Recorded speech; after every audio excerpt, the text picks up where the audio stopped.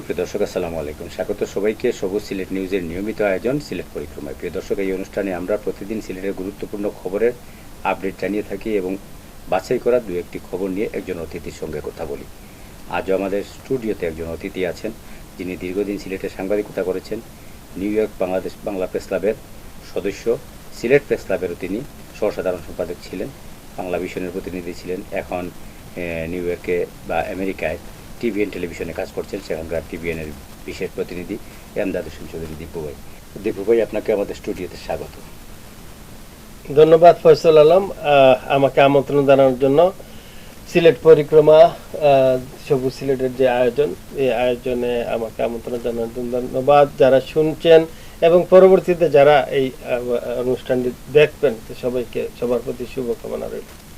ধন্যবাদ দীপু ভাই। আমরা শুরুতেই সিলেটের গুরুত্বপূর্ণ খবরগুলো জেনে নেব, এরপরে আমরা বাছাই করে একটি খবর নিয়ে আপনার সঙ্গে কথা বলব।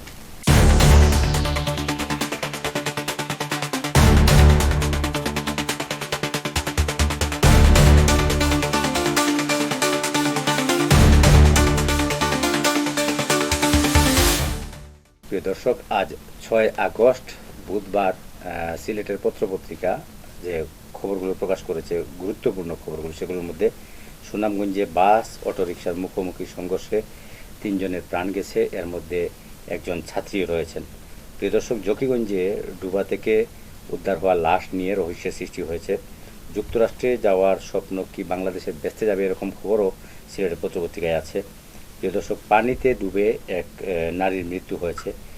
হবিগঞ্জে বিয়ের প্রলোভন দেখিয়ে যুবতী পাশবিক নির্যাতন করা হয়েছে। এরকম নানা খবর আছে সিলেটের পত্রপত্রিকায়। এই খবরগুলোর পাশাপাশি আরেকটি খবর সবচেয়ে বেশি গুরুত্ব পেয়েছে, যেটি হলো যে গণ অভ্যুত্থান দিবস ছিল গতকাল, জুলাই গণ অভ্যুত্থান দিবস। এই দিবসটি উপলক্ষে সিলেটে ব্যাপক কর্মসূচি পালিত হয়েছে, সরকারি বেসরকারিভাবে, এবং বিভিন্ন রাজনৈতিক দল তাদের কর্মসূচি পালন করেছে। তো এই দিনভর কর্মসূচিগুলো সচক্ষে বিদেশ থেকে আসা আমাদের দীপু ভাই প্রত্যক্ষ করেছেন। আমরা তার গতকাল যে পরিদর্শন করলেন, দেখলেন, সারাটা দিন থাকলেন, বিএনপি, জামাত সহ অন্যান্য রাজনৈতিক দলের কর্মসূচি, এনসিপির কর্মসূচি ছিল, বা আরও যত সরকারি বেসরকারি কর্মসূচি, সেগুলো সম্পর্কে একটু ওনার প্রতিক্রিয়া জানবো। আর দীর্ঘদিন পর দেশে এসেছেন, প্রায় 9 বছর পর দীপু ভাই দেশের মাটিতে পা রেখেছেন। এই বিগত দিনে তিনি দেশের মানুষের পক্ষে ব্যাপক আন্দোলন সংগ্রাম করেছেন, ব্যাপক কথা বলেছেন সামাজিক যোগাযোগ মাধ্যমে। নিউ ইয়র্কে থেকেও আমরা দীপু ভাইকে আমরা জানবো যে গতকালকে যে আপনি সিলেটে ছিলেন, আজও ছিলেন, তো আপনার অনুভূতিটা কি? ধন্যবাদ।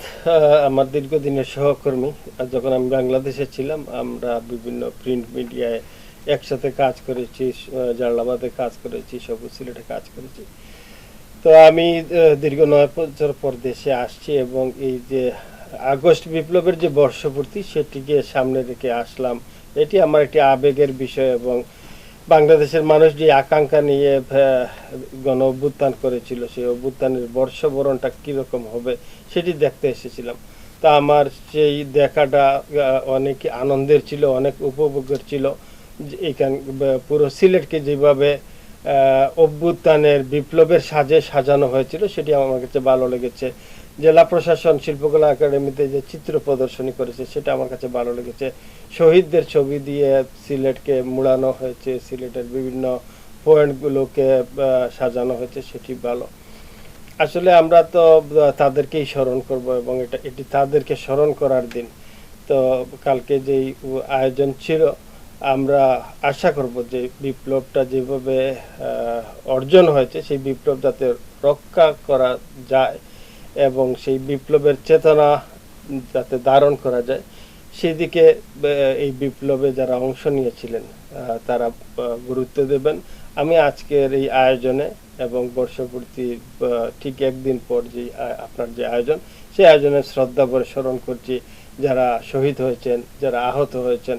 শহীদদের পরিবারের প্রতি বিনম্র শ্রদ্ধা জানাচ্ছি, আহতদের প্রতি আমার সমবেদনা জানাচ্ছি। এবং আপনি জানেন যে যুক্তরাষ্ট্র থেকে যুক্তরাষ্ট্রের ভাষায় $100,000, যেটি বাংলাদেশের টাকায় কোটি টাকার মতো, American Bangladesh chamber of commerce সেখানে যে জুলাই যে তহবিল, সেই ফাউন্ডেশন সেটিতে দিয়েছেন। আর প্রবাসীরা সবসময় পাশে রয়েছেন, আন্দোলনে ছিলেন, এবং প্রবাসীরা বিভিন্ন সময় দেশে যারা শহীদ হয়েছেন, আহত হয়েছেন, তাদেরকে সহযোগিতা করছেন, আগামীতে সহযোগিতা করবেন। আসলে সারা দেশব্যাপী শহীদদের সংখ্যা 1500-র অধিক, এবং আমার জন্মভূমি এই সিলেট বিভাগে শহীদের সংখ্যা 36 জনের মধ্যে। এর মধ্যে যেই শহীদ কিংবা যেই বিষয়টি আমাদেরকে খুব বেশি আবেগ আপ্লুত করে, আমাদেরই এক সহকর্মী তুরাব এই জুলাই বিপ্লবে শহীদ হয়েছেন। তো তুরাবের পরিবারের প্রতি সমবেদনা জানাই। এবং আজকের যেই সমস্ত পত্রিকা প্রকাশ হয়েছে, বিশেষ করে জালালাবাদ পত্রিকায় বলা হয়েছে যে তুরাবের মামলাটি বেশ গুরুত্বের সাথে তদন্ত হচ্ছে, অগ্রগতি আছে, এবং আরেকটি মামলা, বাকিগুলো তেমন কোনো অগ্রগতি নেই। তো আমার মনে হয় যে এটি সাংবাদিক হিসাবে তুরাবের জন্য যে চাপ রয়েছে, এই চাপ বিবেচনায় নয়, মানে যে কোনো বিবেচনা, যারা শহীদ হয়েছেন সব শহীদের এই যে মামলা, যারা আসামি, এসব যাতে মানে সর্বোচ্চ গুরুত্ব দেওয়া হয়। এবং আপনারা যারা সাংবাদিক রয়েছেন, এটি যদি আপনারা ভয়েস রেজ করেন যে এই মামলাগুলো যাতে কোনো শীতলতা প্রদর্শন না হয়, সেই ক্ষেত্রে আমি দাবি জানাবো যে 1 বছরের পর যেই হতাশার চিত্র কিংবা যেভাবে সংবাদপত্রে এই বিষয় নিয়ে প্রতিবেদন হচ্ছে, সেটি হতাশাজনক। দীপু ভাই, আমরা আপনার কাছ থেকে গতকালের যে অভিজ্ঞতা শুনলাম সেটি আমার কাছে ভালো লেগেছে। আর আমেরিকায় তো আপনি গত 9 বছর ছিলেন, দেশে আসতে পারেন নাই, দেশে আসেন নাই।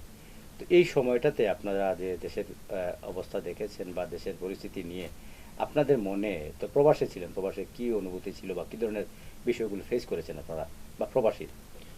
ধন্যবাদ। আসলে এই যে তথ্য প্রযুক্তির যেই যুগটি হচ্ছে ফেসবুকের যুগ, ইউটিউবের যুগ এবং ভার্চুয়াল যুগ, সেখানে আপনি জানেন, যদি প্রধান বিরোধী দলের যদি আমরা বিষয়টা অ্যাক্টিভিটিসটা দেখি, তাহলে আমরা দেখবো যে জনাব তারেক রহমান যুক্তরাজ্যে বসে একটি দলকে পরিচালনা করছেন। ঠিক একইভাবে শুধু যুক্তরাষ্ট্র নয়, যুক্তরাজ্য কিংবা এই প্রবাসীরা যারা বিরাট এই ফেসিবাদের সময় যারা প্রবাসে চলে গেছেন, এখানে নির্যাতিত হয়েছেন, সেখানে তারা বসে থাকেন নাই। তারা বিভিন্ন যেহেতু যুক্তরাষ্ট্র, সেখানে প্রতি বছর সেপ্টেম্বর মাসে আসলে যেটি হয় যে এখানকার প্রধানমন্ত্রী সেখানে যাবেন, সেখানে বক্তব্য দেবেন। ঠিক সেই সময়ে যারা ফেসিবাদ বিরোধী, তাদের একটা কর্মসূচি থাকে, যেখানে হাসিনা সেখানে প্রতিরোধ, এই ধরনের একটা কর্মসূচি থাকে। এবং আপনি জানেন যে যেই ইভেন্টটা হয়ে থাকে সেটি জাতিসংঘের সামনে হয়ে থাকে। এটি একটি বড় ইভেন্ট। পাশাপাশি আন্দোলন যখন তুঙ্গে উঠে, তখন টাইম স্কোয়ার হচ্ছে যে পৃথিবীর সবচেয়ে ফোকাস যে জায়গা, টাইম স্কোয়ারে বিপুল সংখ্যক বাংলাদেশি বিক্ষোভ প্রদর্শন করেছেন। যুক্তরাষ্ট্রের নিউ ইয়র্কে, যেটি লিটল বাংলাদেশ বলা হয়, জ্যাকসন হাইটসে, সেখানে প্রতিনিয়ত বিভিন্ন কর্মসূচি পালন করা হতো। এবং ফেসবুকে আপনি জানেন যে ইউটিউবার যারা ভূমিকা রেখেছেন এই বিপ্লবকে সংগঠিত করার জন্য, যারা প্রেরণা জুগিয়েছেন, যারা বিভিন্ন ডকুমেন্টারি তুলে ধরেছেন, তাদের একটা বিরাট অংশ যুক্তরাষ্ট্রে বসবাস করেন, কনক সারওয়ার, ইলিয়াস হোসেন সহ আরো অনেকে। কিংবা আমরা যদি আমাদের সিলেটের সাংবাদিক মুশফিকুল ফজল আনসারির ভূমিকা দেখি, সেটি হোয়াইট হাউসে, সেটি জাতিসংঘে, সেটি স্টেট ডিপার্টমেন্টে।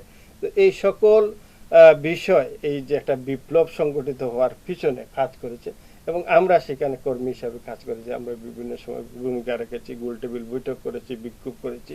তো এটি আমাদের একটা অংশগ্রহণ ছিল, আমরা দেশ থেকে বিচ্ছিন্ন ছিলাম না। এবং আমাদের জন্য যেটি সুবিধা ছিল, এখানে যেভাবে বইয়ের সংস্কৃতি ছিল, সেখানে আমরা মুক্ত ছিলাম, যা আমরা আমাদের ইচ্ছা মতো প্রতিবাদ করতে পেরেছি, আমরা আমাদের বক্তব্য তুলতে পেরেছি। কারণ সেখানে হচ্ছে freedom of speech, freedom of religion, সেখানে কথা বলার স্বাধীনতা ছিল। তো আমরা ভূমিকা করেছি প্রবাসে থেকে, দেশের জন্য, দেশের মাটি ও মানুষের জন্য, দেশের গণতন্ত্রের জন্য, এবং ফেসিবাদ মুক্ত একটি দেশ, কিংবা বাংলাদেশের মানুষের যে আকাঙ্ক্ষা, বাংলাদেশের মানুষ নির্বাচন হবে, এবং বাংলাদেশের মানুষ তাদের ভোটের মাধ্যমে তাদের প্রতিনিধি নির্বাচিত করবে। ধন্যবাদ আপনাকে। আমরাও প্রত্যাশা করব আগামী দিনে ভোটের মাধ্যমে মানুষ তার অধিকার ফিরে পাবে, এই প্রত্যাশা শেষ করছি আজকের আয়োজন। দীপু ভাই, আপনাকে আমাদের স্টুডিওতে সময় দেওয়ার জন্য অসংখ্য ধন্যবাদ। দর্শক যারা এতক্ষণ দেখলেন আমাদের পক্ষ থেকে আপনাদেরকেও ধন্যবাদ। আগামীকাল একই সময় সবুজ সিলেট নিউজের নিয়মিত আয়োজন সিলেট পরিক্রমায় হাজির হব। তখন থাকবেন অন্য কোনো অতিথি। সে পর্যন্ত আমাদের সঙ্গেই থাকুন। ভালো থাকুন, সুস্থ থাকুন। আল্লাহ হাফেজ।